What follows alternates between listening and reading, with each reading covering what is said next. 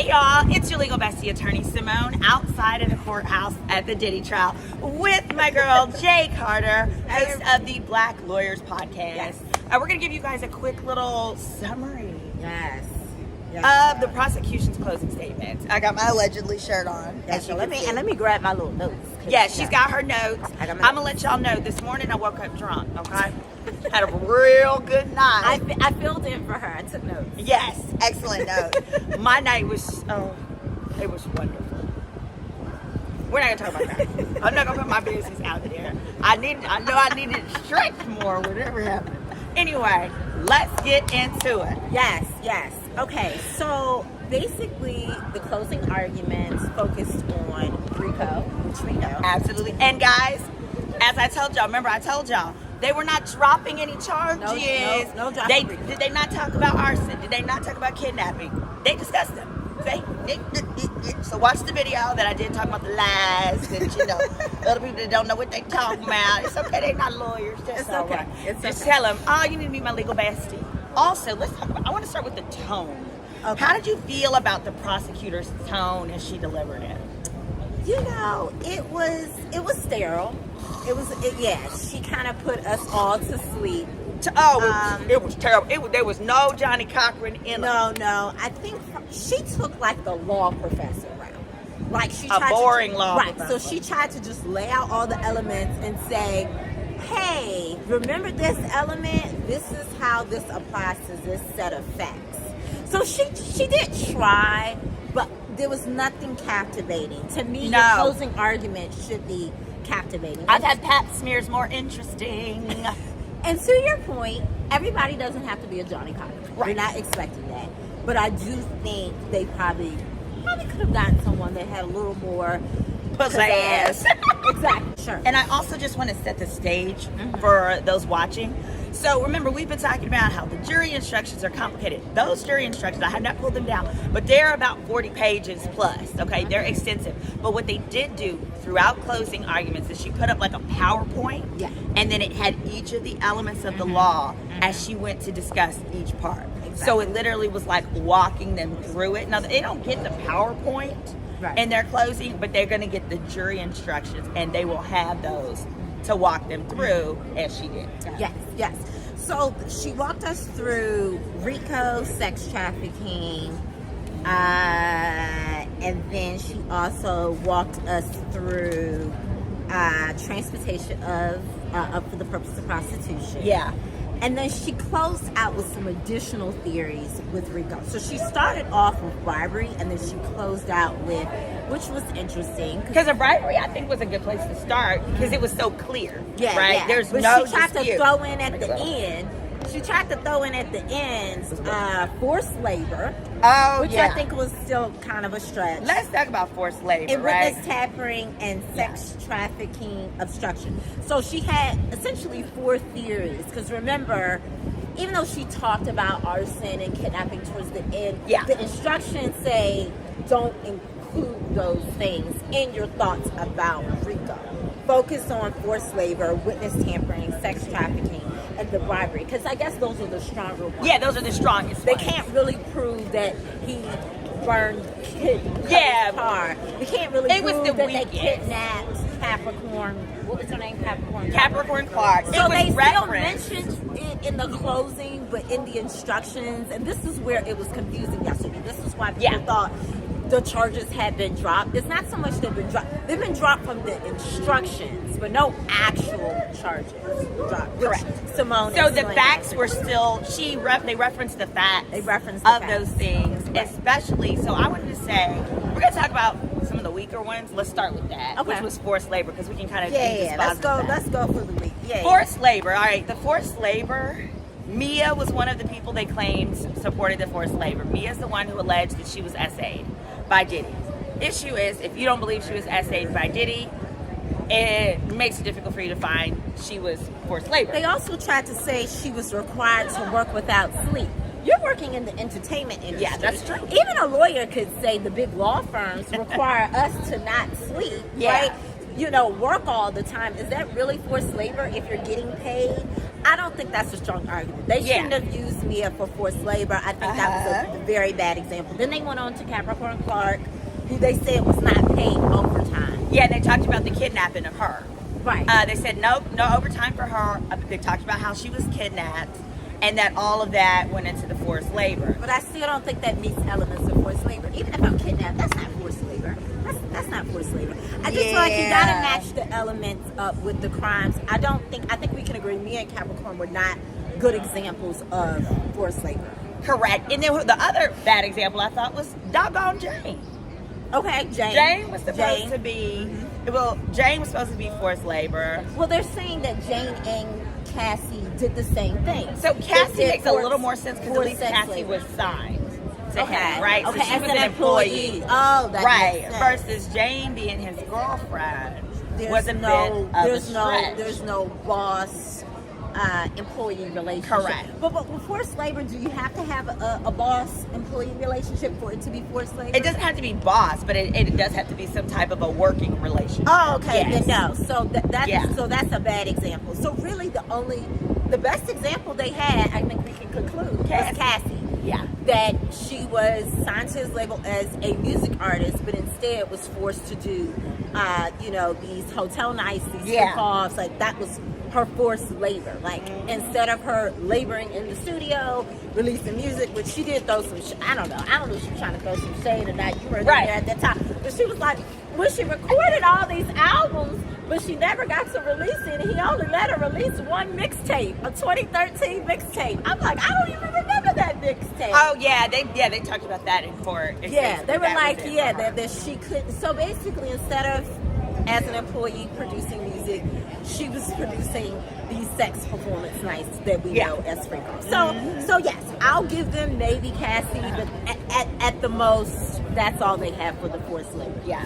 Also, let's talk about the witness tampering and obstruction. That was kind of brought together. So those were the other theories of RICO that she closed out with in the summary. So witness tampering, they're basically saying if you persuade someone that could be a witness to a crime with that would be reported to a federal. Not state, but it has to be a federal officer. If you're trying to influence their communications or what they think about the situation or what they would say, then that's tampering. They basically Here's the problem. Let's give them two examples. Yes. They gave Jane and they gave Mia. Jane and Mia examples of those. Were the witness tampering. For the witness tampering, I actually thought it would also be hotel workers. I've been talking about that.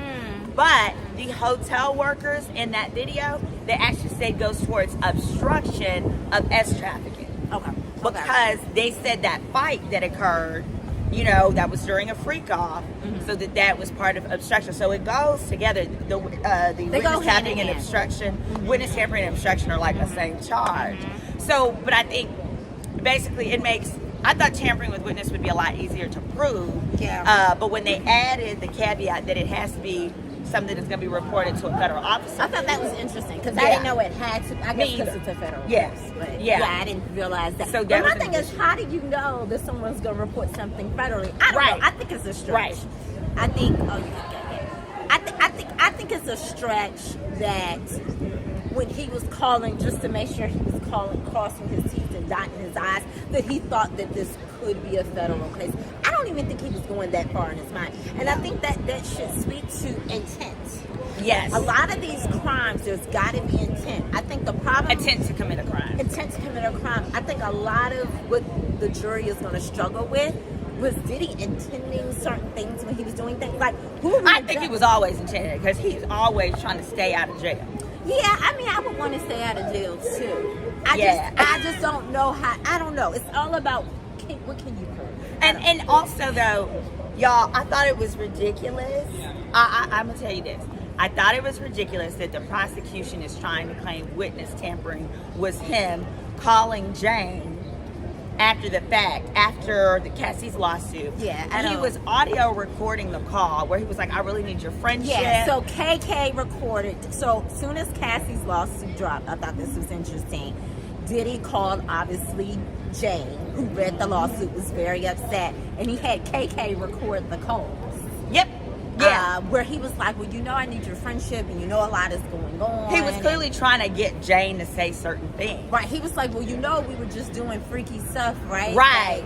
Like, yes. But she wouldn't agree with him on the phone, so it didn't fulfill the purpose of the call, because I just thought the witness agree. tampering would have been stronger than you calling your girlfriend whose bills you're still paying. They also they implied that a lot. that him paying her bills and continuing to pay her bills was part of the tampering in the instruction. Yeah, I don't know. That was a stretch for me. I feel like at the end of the day, and I think you probably have already talked about this love contract, there was an exchange for services, okay? So I do this, you do that. And I think that is why, just overall, Jane is not a strong witness for the prosecution. Yeah, because she literally used the word, I entered a love contract. I hadn't heard that in a long time. I think the last time I heard that term was years ago. Right. So the fact that you entered into a contract, it's like, what Drake said. You know what it was when you signed up. Now you got to back it up. Right? Sure. That's the lyric, right? So what do we think were the strongest claims today from the prosecution? Definitely the hookers. I've been talking about that. Yeah. The hookers, I feel like they got that down pat. And that supported sex trafficking. Yes, that is their biggest X trafficking. X trafficking. Yeah. So it was twofold. Remember, it's transportation for interstate hookers, right? And then it's also supportive of the X trafficking. Those, I definitely feel like the prostitution charge, just as a standalone charge, as well as up underneath RICO, they got that one. Yeah, that was probably the easiest one for them to establish. The transportation of prostitution. That's going to be the easiest one for them to establish. Mainly because they're receipts, right? They're receipts. Even, so we can't prove when the cash was exchanged, right? We can't prove when the cash. But we can prove if the invoice says Bad Boy Enterprises and the flight and log, they put those on the screen and they matched to remind the text with the flight, they matched it all the way across, showing that these people were flown across state lines. Sure So by far, their slam dunk, if I were to predict their slam dunk, is transportation of prostitution. Agreed. And we got a super chat. Thank you so much, Byron. Byron is saying, after this, is rich men dating broke women considered as trafficking? That is my concern. Let me tell you something. I like my men like I like my projects, okay? All bills paid. All bills paid. And now it's going to be hard for us to get our bills paid, right, because they're going to say, oh, the minute you get on that plane, Simone, and that bill is paid. Right. Or that he, ships me to Vegas to do it to him. Yeah. Oh, now I'm trafficking. Right. We agree with you. We think it is a bit of a stretch, but I think the more high profile people are, the more careful they're just going to have to be. Yeah, they can't just be paying for everybody's bills and putting everybody on planes and having in hotels or even in homes. Because I also thought what was interesting, it is a slippery slope, y'all. They moved these hotel nights or these freak offs from the hotels to Cassie and Jane's house. Jane's house. To Jane's house. So afterwards. I thought that was interesting. That was after Cassie's lawsuit broke. Right. It's like he's so addicted he was couldn't so stop. addicted he couldn't stop. So he says we're gonna set up these hotel nights in their homes. Yeah. So in their homes they were forced to do that. I also thought what was interesting. What else was interesting? Interstate commerce. So I didn't realize, because you buy baby oil, they said these are the products that affected interstate. The Astroglide. They're like, because it's elements of the law that they have. They're saying that in addition to texting, so communications affect interstate. So when you're talking to the prostitutes, that's interstate commerce. Getting on the planes, obviously. But I didn't realize, because you bought Astroglide and baby oil, they're like, because it's sold in commerce. Well, everything is sold in commerce. The fact that they use that to support their ex trafficking claim, I just thought that was interesting. I wouldn't even thought to even come up with that theory as a prosecutor. But listen, as a prosecutor, you have to throw everything to the wall and see what sticks. Literally, that's what it appears is going on. Oh, and let me tell you, you guys, in the courtroom to watch closing statements was quite star-studded. I want to tell them a little about who was there. Misa Hilton was there. Sarah Chapman, his other right mom. They were sitting next to each other. You're gonna have to check out Mims tonight. When Mims gives his assessment of everything, Mims was in that courtroom, and he was like, "Yeah, they look at each other and they would nod. And if they recall something, they would nod. They would nod. Like, the twins were there today, sitting right behind their dad. Both twins were there, and I want to say, Sarah's daughter was there too. So all his, daughters, with the exception, obviously, of Love, were there today. But yeah, the fact that they would look at each other and they would nod. Did he, for the most part, I think when they were showing things or talking about things he didn't want to hear about, he would look away, or he would pull back from the table. He would cross his legs and kind of sit back from the table. But I think for the most part, he seems to be as okay spirits as you can. Go ahead. I do think at some level, because, and again, I know it was improperly phrased yesterday, the fact that, it sounded like some things were being dropped, that they have made him feel like, oh, the case is stronger. This is what I will say. I don't know if it makes your case stronger. What it does is it may create reasonable doubt amongst the jury. Because you got to remember, what are you talking about? Well, because juries are not lawyers. They're not judges. Right. So they may not, just like the public doesn't completely understand this whole dropping of the theory from the charges. It's not like the charges are being dropped. A jury person could be confused, like, if they dropping stuff, maybe he's not as guilty. Oh, as you know what I'm saying? So let's do this. Cloud. Yeah, so I want to close out on what do we think were the strongest crimes for the prosecution. Now, again, I've already said the transportation for the hookers. Yes. But then the bribery was very clear under RICO. And you only need two. I would absolutely say those two. And one of them was the hotel, the Intercontinental, with the video. Yeah. Even though they're going to say, oh, they were just paying for no bad publicity, they're going to be like, no, you were clearly trying to cover a video coming out for you to be totally implicated. So, absolutely. So what's the second one? The hookers and bribery. Oh, you're saying you only need because you need 2 acts within 10 years. Correct. Okay. Correct. Okay. Yeah, the S trafficking, at the end of the day, they're not going to find him liable for Jane if they don't find him liable for Cassie. It's just not going to happen. So I'm still 50-50 on that. I can actually see it being hung for Cassie. Yeah, I'm going to say and it's going to be and remember, a no for you Jane. have to do all 12. So for each charge, all 12 jurors have to agree. And this is why I'm saying, if he gets off on any of the charges, it'll be because it's a mistrial. Not because he's necessarily innocent or guilty, but because they just simply can't agree. Now, interestingly, though, y'all, for the hookers, the argument, I guess, because I kept saying, I don't know how he's going to get out of the hookers. Y'all, they're saying he wasn't paying for the hookers. He was paying for their time. I love it, though. As a bull honky. But wait, you can say, but this is, because wait a minute, stripping is not illegal, right?